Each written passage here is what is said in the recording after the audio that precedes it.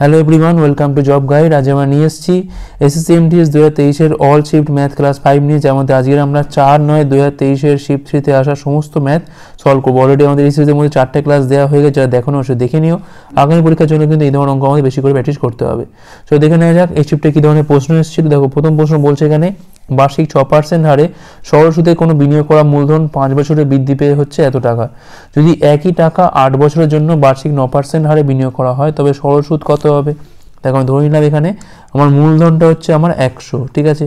সেক্ষেত্রে এর ওপর সুদ কত হবে না, 100 টাকার ওপর 6% হারে 5 বছরের সুদটা কত হচ্ছে? দেখো, এখান থেকে পাচ্ছি আমি 30 টাকা সুদ। তাহলে সব মিলিয়ে কত পাচ্ছি আমি এখান থেকে না, 130। সুদ আর আসল মিলিয়ে কত হচ্ছে না, 130। তাহলে এইটা সমান সমান কত, 113,880। এখান থেকে আমার একের মানটা কত পাচ্ছি, দেখো 0 0 কেটে গেছে, এখান থেকে 113,880 বাই হচ্ছে 13। 8 তেরো হচ্ছে 104, 104 মানে 9 8 পাচ্ছি এখান থেকে, 7 তেরো 91 পাচ্ছি, 6 তেরো হচ্ছে 78। তাহলে একের মান হচ্ছে 876। তাহলে আমার মূলধনটা অর্থাৎ 100-র মানটা কত হবে, 87,600। এইটা হচ্ছে আমার মূলধন।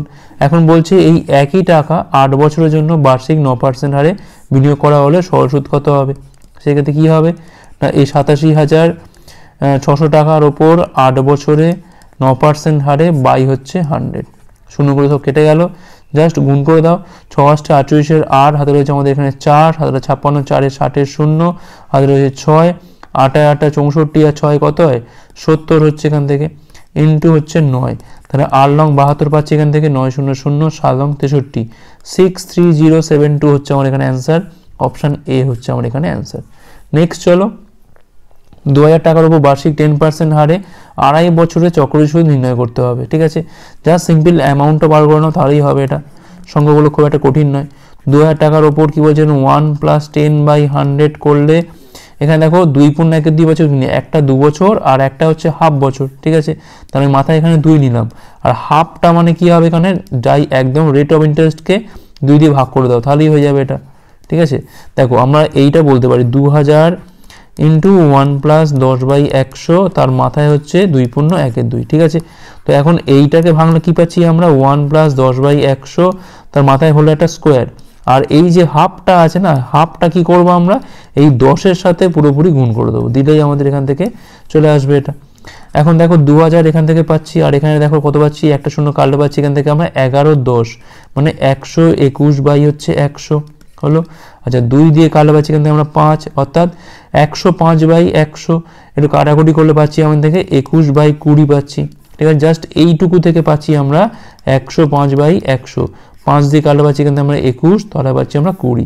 দেখো 20 আর 100 মানে 2000। দেখো এইটা আর পুরোটা কিন্তু কেটে যায়, তাহলে পড়ে আছে একমাত্র 121 × 21 কত হয়। দেখো 21-কে 21-এর 1, হাতে রয়েছে আমাদের 2, 21 2 42, আর 2 44-এর 4, হাতে রয়েছে 4, 21-কে 21, 4 হচ্ছে 25। তাহলে 2531 হচ্ছে আমার অ্যামাউন্ট। কি চেয়েছে আমার এখানে, সুদ চেয়েছে। তো এটা থেকে 2000 বিয়োগ করে দাও, কত পাচ্ছি আমি, 541 টাকা হচ্ছে আমার এখানে সুদ, ঠিক আছে। অপশান ডি হচ্ছে রাইট অ্যান্সার। নেক্সট চলো, দেখো বলছে নিচের ছবিতে 4টে ভিন্ন গ্রাম PQRS এর ভোটার সংখ্যা দেখানো হয়েছে। পি গ্রামের ভোট না দেওয়া ব্যক্তির সংখ্যা আর গ্রামের ভোট না দেওয়া ব্যক্তির অপেক্ষা কত শতাংশ বেশি? দেখো পি হচ্ছে এইটা, 1100 হচ্ছে টোটাল ভোটার, 68% দিয়েছে ভোট, তাহলে ভোট দেয়নি কত না 32%। আচ্ছা, আর গ্রামটা দেখে নাও, আর দেখো দিয়েছে কত 73, মানে দেয়নি কত 27%। অর্থাৎ এই সংখ্যাটার ওপর 32%, অর্থাৎ 1100-র ওপর 32%, মানে 32/100। শূন্যগুলো তো কেটে যাচ্ছে, তাহলে এখানে পাচ্ছি 3 5 3, 352 পাচ্ছি এখান থেকে আমরা। এটা হচ্ছে আমার পি গ্রাম হলো। আর গ্রামের ক্ষেত্রে কী হবে এখানে, দেখো এখানে আর গ্রাম হচ্ছে এইটা, 1200-র ওপর হচ্ছে তোমার 27%, অর্থাৎ 27/100। শূন্যগুলো কেটে যাচ্ছে, 27 × 12 মানে এখানে পাচ্ছি আমি 7 × 84 4, হাতে রয়েছে আমাদের 8, 12 × 24, আর 8-এ কত হয় না 32। দেখো 324 এটা, আর এটা হচ্ছে কত 352, তাহলে 28 বেশি পাচ্ছি না এখান থেকে আমি, তাহলে 324-এর ওপর হচ্ছে 28 বেশি, 324-এর ওপর 28 বেশি। তাহলে 100-র ওপর কত বেশি, 4 দিয়ে কাল পাচ্ছি এখান থেকে আমরা 7, 4 দিয়ে কাল পাচ্ছি আমরা 4 8 32, 4 1 4, 700 বাই হচ্ছে 81। 700/81 একটু ভাগ করে দেখে নাও। দেখো অপশান দেখো এখানে 6 তো অনেক কম হবে, 8 9 হলে বেশি যাচ্ছে, তো 8 দিয়ে যাবে। 8 একে 8, 8 8 64, তাহলে এখানে পাচ্ছি আমি 52, তাহলে 8 পূর্ণ 52 হচ্ছে 81% হচ্ছে আমাদের এখানে অ্যান্সার। অপশান বি হচ্ছে এখানে রাইট অ্যান্সার। নেক্সট চলো, 18 মিটার, 6 মিটার এবং 3 মিটার মাত্রার একটা আয়তঘনকের সমতলের ক্ষেত্রফল নির্ণয় করতে হবে। তাহলে টোটাল সারফেস এরিয়া কি হবে এটা? দেখো 2 ইন্টু দৈর্ঘ্য ইন্টু প্রস্থ, প্রস্থ ইন্টু উচ্চতা, উচ্চতা ইন্টু দৈর্ঘ্য, এইভাবে করি আমরা। অর্থাৎ 18 into 6 plus 6 into 3 plus 3 into 18, তো এখানে পাচ্ছি আমি 108, এখানে পাচ্ছি আমি 108, আর এখানে পাচ্ছি আমি 18, কত হয় এখান থেকে 126, 126, আর এখান থেকে পাচ্ছি আমি 54, 126 আর 54 যোগ করলে পাচ্ছি এখান থেকে আমরা 60, আর 20তে কত হয় এখানে 180, তাহলে 180 পাচ্ছি এখান থেকে আমরা। 180 ইন্টু 2 মানে 360 বর্গমিটার হচ্ছে আমার এখানে অ্যান্সার। অপশান ডি হচ্ছে রাইট অ্যান্সার। নেক্সট চলো, যুগ একটা নির্দিষ্ট দূরত্ব বলছে 56 কিমি/ঘন্টা বেগে 3/2 ঘন্টায় অতিক্রম করে। যদি সেই একই দূরত্ব 7 ঘন্টায় অতিক্রম করতে চায় তবে তার বেগ কত হবে? দেখো এটা বলে দিয়েছে বেগ, এটা বলে দিয়েছে টাইম। বেগ আর সময় গুণ করলে কি পাবো? আমি ডিস্টেন্স পাবো, অর্থাৎ 56 ইন্টু 3/2 হচ্ছে আমার ডিস্টেন্স। এই ডিস্টেন্সটাই সে 7 ঘন্টায় অতিক্রম করতে চায়, সেক্ষেত্রে তার বেগ কত হবে? না বেগ হবে ভি। 7 দিয়ে কাটো, এখানে পাচ্ছি আমি 8, 2 দিয়ে কালো পাচ্ছি এখানে আমরা 4, অর্থাৎ 4 3 12, তাহলে বেগ কত হবে এখানে? 12 কিমি/ঘন্টা হতে হবে। অপশান ডি হচ্ছে রাইট অ্যান্সার। নেক্সট চলো, বিক্রম তার মাসিক বেতনের 13% সঞ্চয় করে। তার মাসিক খরচ যদি এত হয় সেক্ষেত্রে সঞ্চয় কত হবে? দেখো 100 টাকা ধরে নাও হবে ইনকাম, তার মধ্যে সে খরচা করছে কত? দেখো সঞ্চয় করছে কিন্তু এখানে 13 টাকা, তাহলে খরচা করছে কত? নিশ্চয়ই 87 টাকা। 100 থেকে 13 বিয়োগ করলে কত হয়? 87 হয়, ঠিক আছে। এখন এইটার মানটাই বলে দিয়েছে কত এখানে? না 5220, তাহলে 1-এর মানটা কত হবে আর আমাদের এখানে 100 মানটা কত হবে? শূন্য থাক, দেখো 6 দিয়ে যায় এটা, অর্থাৎ তাহলে আমাদের 100 মানটা কত হবে এখানে? 60 ইন্টু 100 সমান পাচ্ছি এখান থেকে কত আমি? আচ্ছা 6, আমার দরকার কি এখানে? সঞ্চয়ের মানটা দরকার, তার আমার এটা লাগবে না, আমার দরকার 13-র মানটা। 60 ইন্টু 13 সমান কত পাচ্ছি এখান থেকে আমি? 78, 780, 780 টাকা হচ্ছে তার সঞ্চয়। যদি বলতো ইনকাম সেক্ষেত্রে আমরা 100 গুণ করে দিতাম, ঠিক আছে। যেরকম বলবে সেরকম বার করতে হবে।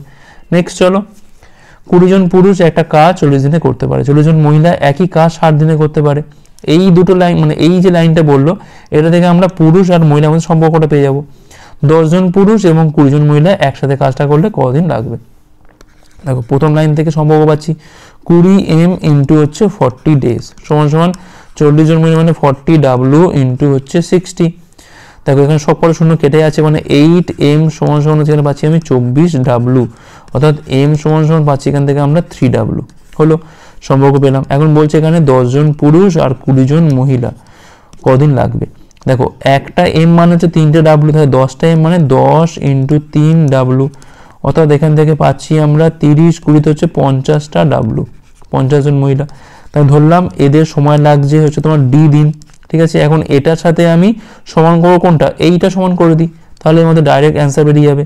যদি আমি এটা সমান করি সেক্ষেত্রে আবার আমাকে m এর জায়গায় মানটা বসাতে হবে, তাহলে 40W ইন্টু হচ্ছে 60, তার D মান কি হবে এখান থেকে? না 40 ইন্টু 60 বাই হচ্ছে 50, এই শূন্য কাটে এখান থেকে, 5 বারং 60, 4 বারং হচ্ছে এখানে 48, 48 ডেজ হচ্ছে আমার এখানে অ্যান্সার।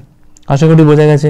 নেক্সট চলো, একজন মুদি দোকানদার বলছে কিনা 300 টাকা প্রতি কেজি দরের চায়ের সাথে অন্য এক ধরনের 160 টাকা প্রতি কেজি দরের চা এমন অনুপাতে মেশায় যাতে সে মিশ্রণটা 187 টাকা প্রতি কেজি দরে বিক্রি করে 10% লাভ করতে পারে। কোন অনুপাতে সে এই দুই ধরনের চা মেশাচ্ছে? দেখো এখানে এসপিটা কত আমার? 187, এটা বিক্রি করে কিন্তু তার লাভ হয়েছে কত? 10%, অর্থাৎ সিপিটা কত ছিল? 187 ইন্টু 100 বাই 110, শূন্য কাটে এখানে 11 দিয়ে কালো পাচ্ছি এখান থেকে আমার 17, অর্থাৎ 170 হচ্ছে আমাদের এই দুটো চা মেশানোর পর সিপিটা, অর্থাৎ কস্ট প্রাইস। এখন দেখো এইটা হচ্ছে প্রথম ভ্যারাইটির চা, এটা হচ্ছে আমার সেকেন্ড ভ্যারাইটির চা। প্রথম চাটার দাম কত? না 300 টাকা প্রতি কেজি, আর পরেরটার দাম কত? না 160 টাকা। দুটোকে মিশিয়ে আমার দাম কত হবে? না 170, এটা কিন্তু আমার কস্ট প্রাইস আছে। এখন অ্যালিগেশন লাগাও, এখানে পাচ্ছি আমি 10, এখানে পাচ্ছি আমি কত? 130, তাহলে অনুপাতটা কত হবে এখান থেকে? 1:13, এই রেশিওতে কিন্তু এটা মেশাতে হবে, তবেই তার লাভ হবে, ঠিক আছে। 1:30 মানে অপশান ডি হচ্ছে এখানে রাইট অ্যান্সার। নেক্সট চলো, নিচের বার গ্রাফে বলছে 2000 থেকে 2003 পর্যন্ত 3টে কোম্পানির সিমেন্ট উৎপাদন দেখানো হয়েছে, পরিমাণটা কিন্তু লক্ষ ব্যাগে, ঠিক আছে। 2000 থেকে 2003 সময় কোম্পানি এক্স এর গড় উৎপাদন কোম্পানি ওয়াই এর উৎপাদনের মধ্যে অনুপাত কত, মানে গড় উৎপাদনের মধ্যে অনুপাতটা কত। দেখো দুটোই গড় আছে, রেশিও করতে হবে কি, গড় গড় তো কেটেই যায় এমনিতে। আচ্ছা, মানে তলায় দিয়ে যেটা ভাগ করবো আমি সেটা কিন্তু ভাগ মানে কেটে যায়, এপার ওপর কেটে যাচ্ছে। দেখো তাহলে আমার এখানে কোম্পানি এক্সটা দেখি আগে, এক্স মানে কোনটা, দেখো এক্স মানে হচ্ছে এইটা 2000 থেকে 2003, দেখো এটা হচ্ছে 50 সরি এটা 30 30, এটা 30 পাচ্ছি আমরা, তাহলে একটা 30 পাচ্ছি, আর দূরে দেখো 50 50 100 হচ্ছে এখান থেকে, এটাও 50 এটাও 50 100, আর এখানে পাচ্ছি আমি 40, তাহলে মোট কত পাচ্ছি এখান থেকে 130, আর চলেছে 170। আর ওয়াইটা দেখো কত পাচ্ছি এখান থেকে আমরা, ওয়াইটা দেখো দুটো 40 40 40 80 পাচ্ছি এখান থেকে, 80 আর 50 হচ্ছে 130, 130 আর 30 কত হয় না 160। দেখো গড় করা মানে কি, এখানে 4 দিয়ে ভাগ করতে পারতাম, করে কোনো তো লাভ নেই, এপারও আছে এপারও আছে, কেটে যাবে, জাস্ট এটা আমাদের রেশিও করে দাও, 17:16 হচ্ছে আমার এখানে অ্যান্সার, অপশান এ হচ্ছে এখানে রাইট অ্যান্সার। নেক্সট চলো, পি এবং কিউ এর ন্যূনতম কমন মাল্টিপল হচ্ছে এখানে আর, তাহলে সেক্ষেত্রে পি স্কোয়ার কিউ এবং পি কিউ স্কোয়ারের লসাগু কত। দেখো অনেক সময় আমরা কি বলি, যদি পি কিউ যদি প্রাইম হয় সেক্ষেত্রে পি কিউ সমান আমরা আর লিখতে পারি না, ঠিক আছে। তার মানে কি, অনেক সময় দেখো 2 আর 3 লসাগু কি হয় না 6 হয়, কি করে পেলাম আমরা, 2 আর 3 গুণ করে আমরা 6, জাস্ট এটা মনে রাখো। দেখো P square Q R P Q স্কোয়ারের মধ্যে লসাগু কি হবে, দেখো পি স্কোয়ার কিউ আগে লিখে নাও, এটা পি ইন্টু কিউ লিখে নিলাম, এখানে এক্সট্রা কি আছে, একটা কিউ এক্সট্রা আছে, অর্থাৎ এখান থেকে পাচ্ছি আমি পি স্কোয়ার আর হচ্ছে কিউ স্কোয়ার।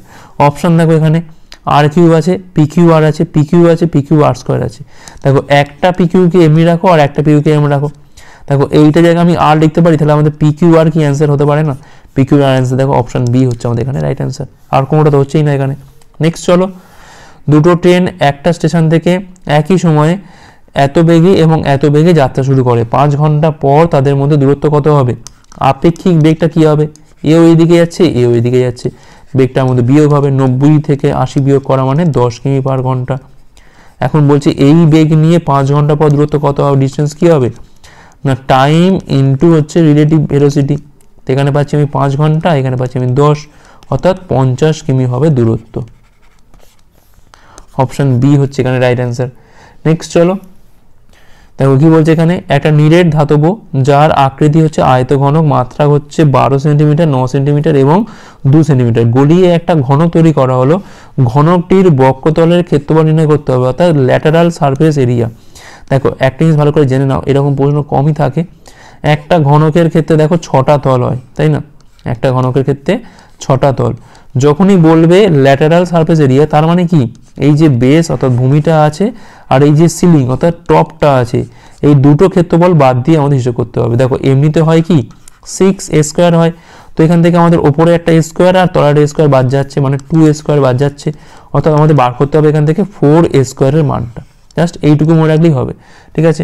দেখো তাহলে আয়তঘনকের কি হবে, এখানে গলিয়ে ঘনক তৈরি করছি মানে কি, এদের আয়তন অর্থাৎ আয়তঘনকের আয়তনটা কত 12 × 9 × 2 সমান সমান ঘনকের আয়তন মানে হচ্ছে এটা a কিউব, তাহলে a কিউবের মান পাচ্ছি এখান থেকে, দেখো এমনিতে দেখো এখান থেকে পাচ্ছি 9 × 108 216 মানে এখানে পাচ্ছি আমি 6 এর কিউব, অর্থাৎ এর মান হচ্ছে এখানে 6, এর মান 6 পেয়ে যাওয়া মানে আমার এখান থেকে 4a স্কোয়ার মানটা আমি পেয়ে যাবো, 4 × 6 এর হোল স্কোয়ার 36 4 হচ্ছে 144 বর্গ সেমি হচ্ছে আমার এখানে রাইট অ্যান্সার। আশা করি বোঝা গেছে। ল্যাটারাল সারফেস এরিয়া মানে কি, বেস আর টপ এই দুটোর ক্ষেত্রফল কিন্তু আমাকে এখান থেকে বাদ দিতে হবে। নেক্সট চলো, তাকে বলছে এক ব্যক্তি 2800 টাকা দিয়ে একটা টেবিল ফ্যান কিনছে, 12% ক্ষতিতে এটা বিক্রি করছে, সেক্ষেত্রে বিক্রয় মূল্য কী হবে, তো সোজা অঙ্ক একদমই, এটা হচ্ছে তোমার 2800, এর ওপর আমার লাভ ক্ষতি হচ্ছে কত না 12% ক্ষতি হচ্ছে, তাহলে আমার এসপি কী হবে 2800-র ওপর কী হবে, এটা 88 বাই হচ্ছে 100, দেখো 28 দেখো 0 0 কেটে গেল এখান থেকে, 28 মানে কি 2 × 14, 88 দুগুণে কত হয় না 176 হয়, 176 ইন্টু হচ্ছে 14, 6 14 84 4 হাতে রয়েছে আমাদের এখানে 8, 7 14 98 আর 8 এ কত হয় 106, 106 6 হাতে রয়েছে 10, 14কে 14 10 হচ্ছে 24, 2464 হচ্ছে আমাদের এখানে অ্যান্সার, অপশান ডি হচ্ছে রাইট অ্যান্সার। নেক্সট চলো, কি বলছে এখানে a:b যদি 7:9 হয়, b:7 যদি 5:6 হয়, সেক্ষেত্রে c:2 এর মানটা কত, জাস্ট গুণ করে দাও, a/b × b/c গুণ করে দাও, তাহলে 7/9 × 5/6, এখানে পাচ্ছি আমরা 35, এখানে পাচ্ছি আমরা 54, আর এখানে তো বিবি কেটে গেল। তাহলে উল্টো দাও, তাহলে C/2 কি হবে? C/2A হবে 54 হচ্ছে 35। অপশান সি হচ্ছে আমার এখানে রাইট অ্যান্সার। নেক্সট চলো, তাকে বলছে এখানে 17 জন পুরুষের গড় ওজন বলছে এখানে 63 কেজি, 36 জন মহিলার গড় ওজন কত না 54 কেজি, সমগ্র পুরুষ এবং মহিলা মিলিয়ে গড় ওজন কত? তার মানে কি 17 × 63 প্লাস 36 × 54 বাই কত হবে এখানে 17 জন পুরুষ আর 36 জন মহিলা, এটা দিয়ে আমাদের ভাগ করতে হবে। একটু বড় হবে, 3 × 51 1 হচ্ছে আমার এখানে 5, 6 × 102 আর 5-এ কত হয় না 107 হচ্ছে 1071। আচ্ছা, এখান থেকে পাচ্ছি আমি 18 × 2, এখানে পাচ্ছি আমি 18 × 3, 18 স্কোয়ার করলে পাচ্ছি আমরা এখান থেকে 324, তাই তো? 324 ইন্টু হচ্ছে 3 দুগুণে 6, 424-এর 4 হাতে রয়েছে 2, এখানে 6 দুগুণে 12 2 14, 4 হাতে রয়েছে 1, 3 4 19, 1944। এই দুটোকে যোগ করো, এখানে পাচ্ছি কত আমি 4 1 5, 7 4 11, 1 হাতে রয়েছে আমাদের 1, 29 1 হচ্ছে 30, 3015। আচ্ছা, এইটা সমান কত হয় 4353 হয়। 3015কে আমরা কিন্তু এখানে 53 দিয়ে ভাগ করছি। দেখো 5 দিয়ে নিশ্চয়ই যাবে, 6 দিয়ে তো বেশি যাচ্ছে, তার 5 দিয়ে খাইয়ে দাও। এখানে 3 5 15, 5 হাতে রয়েছে আমাদের 1, 5 5 25 26, 265 মানে 35 পাচ্ছি এখান থেকে, আর এখানে আছে 1, 365। আচ্ছা, এইবার দেখো 53 × 7 খাওয়াচ্ছি এখানে 6 খাওয়াতে পারি, আগে দেখি কত হচ্ছে, বেশি যাবে 53 × 6, 3 6 18, 8 হাতে রয়েছে আমাদের 1, 5 6 30 একে হচ্ছে কত না 31, মানে এখানে 6 খাওয়াচ্ছি 318 পাচ্ছি, অর্থাৎ এখান থেকে পাচ্ছি আমি 4 7 55 10 65। ঠিক আছে, পয়েন্ট খাই হচ্ছে এখানে 0।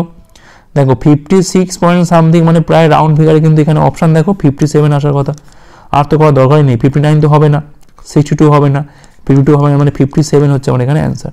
এরপরে আসবে প্রায় 8-এর কাছাকাছি আসবে এটা, অর্থাৎ 57 হচ্ছে আমার এখানে রাইট অ্যান্সার। নেক্সট চলো, একটা পাত্রে বলছে তরল A এবং তরল B 4:9 অনুপাতে আছে। যদি পাত্রে 8 লিটার তরল A মেশানো হয় তবে নতুন অনুপাত হয় কত না 8:9। তাহলে প্রকৃত মিশ্রণে তরল এর পরিমাণটা কত? A আর B অনুপাতটা কত আছে এখানে 4:9। এখানে বলছে 8 লিটার তরল A মেশানো হয়েছে, সেই অনুপাতটা কত হয়েছে এখানে 8:9। এক জিনিস দেখো, এখানে A মেশানোর জন্যই কিন্তু এখানে Aটা চেঞ্জ হয়েছে, দেখো Bটা কিন্তু একই আছে, তার মানে কিন্তু আমাদের অনুপাতটাকে বেকার ঘাটাঘাটি করে লাভ নেই। কতটা পাল্টেছে দেখো, এখানে 4 পাল্টেছে, তাহলে 4 পাল্টাচ্ছে কত লিটারের জন্য না 8 লিটারের জন্য। তাহলে 1-এর মান কত হচ্ছে এখান থেকে 2 লিটার। তার দরকার কি এখানে প্রকৃত মিশ্রণে মানটা কত, অর্থাৎ 4-এর মানটা কত হবে 4 × 2 সমান হচ্ছে 8 লিটার। ঠিক আছে, যদি আমরা এইভাবে না করি, যদি x ধরতাম সেক্ষেত্রে কী হতো, এটা 4x, এটা হচ্ছে 9x, তাহলে 4x এর সাথে 8 যোগ হচ্ছে বাই হচ্ছে 9x সমান কত না 8/9। দেখো সেই একই হবে 36x + 72 সমান হচ্ছে কত এখান থেকে 8 লং 72। তো এখানে দেখো আমি x এর মানটা পাচ্ছি এখান থেকে 2, x এর মান 2 পাওয়া মানে কিন্তু আমাদের 4x এর মান কত হবে না 8, সেই 8ই হবে। নেক্সট চলো, নিম্নের কোন রাশিটার মান হচ্ছে 0? ঠিক আছে, সবগুলি করে দেখতে হবে আমাকে। 2 দুগুণে 4 আর 3 - 4 মানে এখান থেকে পাচ্ছি -1, এখান থেকে পাচ্ছি -1, এখান থেকে পাচ্ছি -1, এখানেও পাচ্ছি -1। আচ্ছা, -1 হলো, এখানে পাচ্ছি আমাদের কি 1 + 2 মানে এখান থেকে হয়ে গেল এটা 3 হয়ে গেল। 3 দুগুণে 6 5 11, তো এটা তো হবেই না, বাদ দাও। 3 দুগুণে 6 থেকে 5 বিয়োগ করলে হচ্ছে 1, আর এখান থেকে -1 আসছে একটা, 1 - 2 মানে -1, তাহলে এখানে হয়ে যাচ্ছে আমাদের +1, তাহলে এখানে কত হচ্ছে এটা 2 হচ্ছে, মানে এটাও তো হবে না, বাদ দাও। এটা দেখো 6 থেকে 5 বিয়োগ করলে হচ্ছে এখানে 1, এখান থেকে আসছে আমার -1 মানে 1 - 2 মানে এখান থেকে আসছে এটা -1, আগে রয়েছে এটা প্লাস, অর্থাৎ 1 - 1 হচ্ছে 0, অর্থাৎ অপশান সিটা আমাদের সঠিক। ঠিক আছে, চেক করে করে দেখতে হবে একটু। নেক্সট চলো, দুটো সংখ্যার মধ্যে অনুপাত বলছে কত না 6:7, এদের মধ্যে অন্তর হচ্ছে কত না 16, তার সংখ্যাগুলো কত, গ্যাপটা কত, 1-এর গ্যাপ 1 = 16, তার সংখ্যাগুলো কী হবে, একটা হবে 96 আর একটা হবে কত 7 × 112, 96 আর 112, এটা হচ্ছে আমাদের অ্যান্সার এখানে। নেক্সট চলো, দেখো কি বলছে এখানে ABC একটা কাজ 10 দিন 15 দিন এবং 20 দিনে করতে পারে যথাক্রমে। তারা অল্টারনেট দিনে কাজ করে, যেমন ফার্স্ট দিন করছে A, সেকেন্ড দিন B, থার্ড দিন C, ফোর্থ দিন আবার A, ফিফথ দিন B, এইভাবে। ঠিক আছে, তাহলে এরা একইভাবে এইভাবে যদি কাজ করে যায় তাহলে কাজটা কতদিনে সম্পন্ন হবে? দেখো A কাজটা করছে 10 দিনে, B কাজটা করছে 15 দিনে, সি কাজটা করছে হচ্ছে 20 দিনে। এলসিএম করো, দেখো এখানে পাচ্ছি আমি 60 হচ্ছে এলসিএম, এর এফিসিয়েন্সি কত না 6, বির ক্ষেত্রে 4, সির ক্ষেত্রে হচ্ছে 3। এবার দেখো ফার্স্ট দিন যাচ্ছে গিয়ে এ কতটা কাজ করে আসছে না 6 ইউনিট কাজ করে দিয়ে আসছে। সেকেন্ড দিন যাচ্ছে গিয়ে বি 4 কাজ করে দিয়ে আসছে। থার্ড দিন যাচ্ছে সি গিয়ে 3 ইউনিট কাজ করে দিয়ে আসছে। অর্থাৎ 3 দিনে কতটা কাজ হচ্ছে দেখো 6 4 10, 3 হচ্ছে 13 ইউনিট কাজ করছে। আমার আনতে হবে কত না 60 আনতে হবে। আমি একটু গুণ করে বাড়াই, দেখো 5 13 65, 4 13 52 হয়, 4 বেশি করলে তো বেশি যাচ্ছে, তাহলে ইন্টু 4 করো, এখানেও ইন্টু 4 করো, তাহলে 12 দিনে কতটা হচ্ছে 12 দিনে হচ্ছে এখানে 52 ইউনিট হলো। এখন দেখো 13 দিনে অর্থাৎ 13তম দিনের মাথায় কে যাবে, নিশ্চয়ই এ যাবে। এ গিয়ে কতটা কাজ করে দিয়ে আসবে দেখো 6 ইউনিট কাজ করে দিয়ে আসবে এর সাথে আরও, তাহলে হয়ে গেল কত আমার 58 ইউনিট। তাহলে পড়ে আছে কত দেখো 60 থেকে 58 চলে গেলে পড়ে থাকছে 2 ইউনিট। এই 2 ইউনিট কাজটা কে করবে, কার পালা না বি এর পালা। তাহলে বি সময় লাগবে কত, বির ওই 2 ইউনিট করতে সময় লাগবে 2/4, কাজ পড়ে আছে 2, তার এফিসিয়েন্সি হচ্ছে 4, অর্থাৎ 1-এর 2 দিন লাগবে।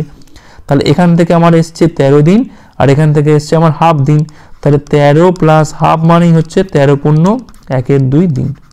আশা করি বোঝা গেছে, ভালো প্রশ্ন এটা, একটু প্র্যাকটিস করতে হবে। অপশন ডি হচ্ছে এখানে রাইট অ্যান্সার।